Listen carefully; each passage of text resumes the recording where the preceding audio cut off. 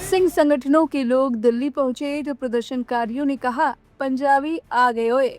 सिंह संगठनों के साथ प्रदर्शनकारियों ने सतनाम वाहेगुरु का जाप शुरू किया। गाड़ी की छत और बोनट पर बैठकर निहंग जंतर मंतर पहुंचे। इसका वीडियो भी सामने आया। प्रदर्शन में शामिल युवाओं ने पंजाबी गीत भी गाए, इसके साथ चादर और कंबल भी बांटे। प्रदर्शन में शामिल एक निहंग ने चेतावनी भी दी कि यदि उनकी माँ बहनों की इज्जत पर कोई आंच आई तो वो किसी को छोड़ेंगे भी नहीं। निहंग समुदाय से अभिजीत दीपके की मुलाकात भी हुई, जिसका वीडियो अब सोशल मीडिया पर खूब वायरल हो रहा है। सोशल मीडिया पर प्रदर्शनकारियों ने पोस्ट करके कहा कि पंजाबियों ने जिस तरह किसान प्रोटेस्ट में सहयोग किया, उसी प्रकार अब वह युवाओं के साथ खड़े हैं। ये प्रदर्शनकारियों की रक्षा के लिए पंजाब से यहाँ आए हैं। लोग कहते सुने गए कि जहाँ जरूरत होती है वहाँ सरदार खड़े दिखाई देते हैं। जरा सुनिए सरदार जी ने क्या कुछ कहा है। आखिर निहंग यहाँ क्यों पहुँचे हैं, किसकी मदद के लिए और कब तक। जब पुलिस लाठीचार्ज करती है ना, वो ये नहीं देखती कि मीडिया वाला है या कौन है। जब डांट चलती है तो सभी पर चलती है। जब जंगल में आग लगती है वहाँ गिल्ला सूखा नहीं देखा जाता, वहाँ पर गिल्ला भी जलता है, सूखा भी जलता है। हमारी बच्चियों की बेअपत्ति ना हो। हमारे जो युवक हैं, ये हमारे देश का भविष्य है। आने वाले दिनों में इन्होंने देश को चलाना है। अगर ये जो कार्रवाई हो रही है, ये हमारे नौजवानों का हौसला तोड़ने के लिए हो रही है, ताकि कोई प्रोटेक्शन ना करे, कोई आगे ना आए, ये डर के अपने घरों में भाग जाएं। हम चाहते हैं, आपने बोला कि कोर्ट में कार्रवाई चलती है, बोला ना आपने कि कोर्ट में कार्रवाई चलती है, कोर्ट का प्रोसीजर चल रहा है। जो पेपर लीक होने के बाद 25 से 30 नौजवान जो आत्महत्या करके जो मर गए हैं, उनका कोर्ट ने अभी तक क्या किया है? हाँ, ये बताया जाए। कुछ क्या किया कोर्ट ने अभी तक? उसकी जिम्मेवारी कौन लेगा?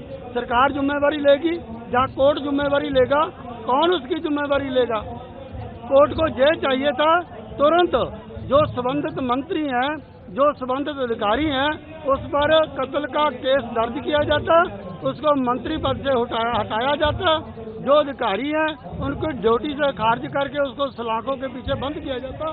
तब हमारा जो विश्वास है कोर्ट पर बनता, तो ये युवक जहाँ पर आके ना बैठते।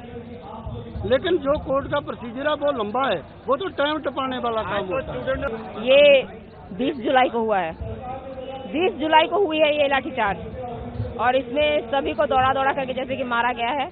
बहुत कोई कह रहे हैं कि पहले मतलब युवाओं ने किया है, लेकिन ऐसा कुछ नहीं था। उनकी तरफ से जब आंसू गैस के गोले छोड़े गए, तब बच्चों में जब भगदड़ मची, तो वो जब रोने लगे, चिल्लाने लगे, आंखों में जलन होने लगी, तब वो गुस्से में उन्होंने पत्थर फेंके थे इस ओर से।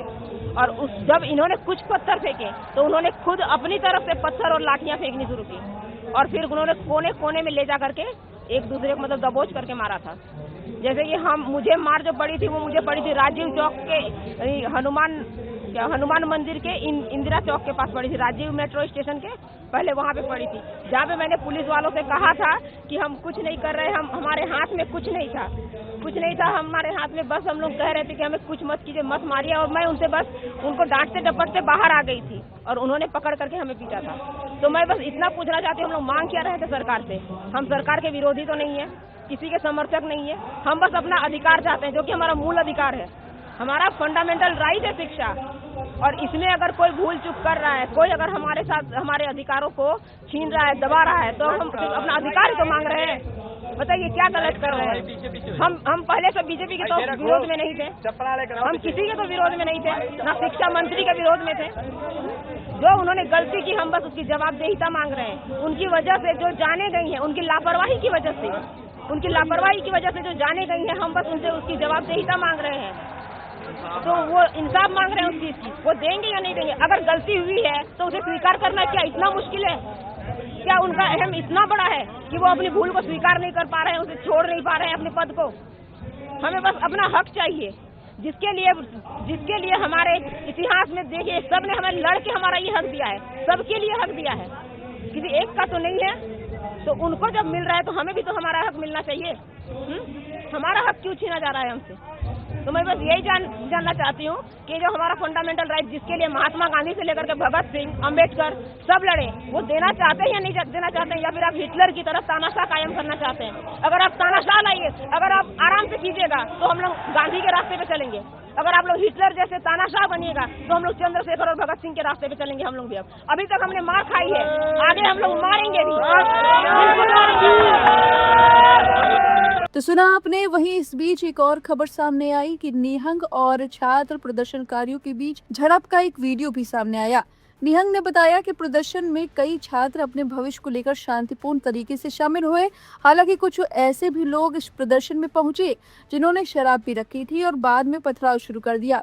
ऐसे लोगों की वजह से शांतिपूर्ण प्रदर्शन का माहौल खराब हो रहा था और इसी वजह से धक्का मुक्की की तस्वीरें भी सामने आई हैं। हालांकि अब माहौल फिर से सामान्य स्थिति में दिखाई दे रहा है।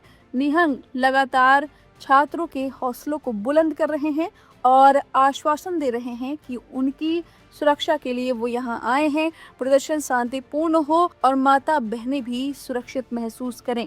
अब फिलहाल निहंग समुदाय के इस समर्थन पर आपकी जो भी राय है कमेंट करके जरूर बताएं। बने रहिए लाइव हिंदुस्तान के साथ।